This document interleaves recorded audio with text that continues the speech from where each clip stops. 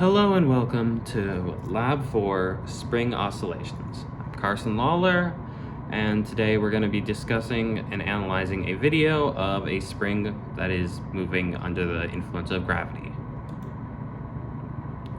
Here we have the observed values, which were taken from Tracker, and using the auto track feature, which as you can see did a pretty decent job. Although for many of the frames, I had to select them manually just because of the blur and the fact that the video was relatively low quality. Here are the computed values. This is the energy graph and snippet of the code. Yep, they're very different. They're made in GlowScript. And I had to either compute everything or it was given to me in that video. Yeah, the comparisons are not that great. For whatever reason, I don't know why, the computed values just did not line up with my observed values from GlowScript. Like, I don't know if there was some constant that I was missing or some other factor that I just neglected or I just forgot about. But, yeah, it was just not that great a approximation.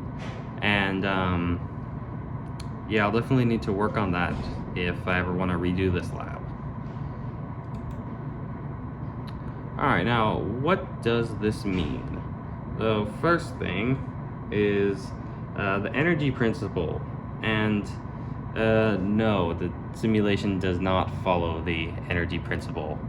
Like, as you can see here, it's a little hard to tell, but the orange line down here is the total energy, and it's pretty clearly not stationary. It's not the same, and part of that could be said to be due to like friction and other air resistance, but it wouldn't be in this kind of shape. So most likely I'm missing some kind of factor, or one of the other energy pieces here is far too small or far too large, whichever one it is, which is making the total energy change kind of pattern. Oh gosh, sorry.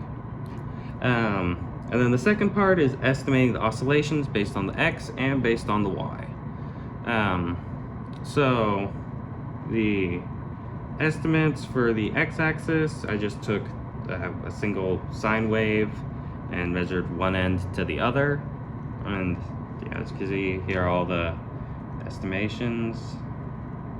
See, so from here, basically from here, this point to this point, and got one value. Then I took the Y direction, I went from this point to this point, and calculated that value again. The period for the X-axis is 1.7 seconds, while for the Y-axis it's 1.5 seconds. And I mean, they're not perfectly close together, but the difference is less than 0.2 seconds, which isn't that bad. However, I presume that if I were to take multiple oscillations and divide that by the total number, like they did in the rope physics video, I'm sure that I would get a much closer values to each other, and would be much more accurate to the true oscillation.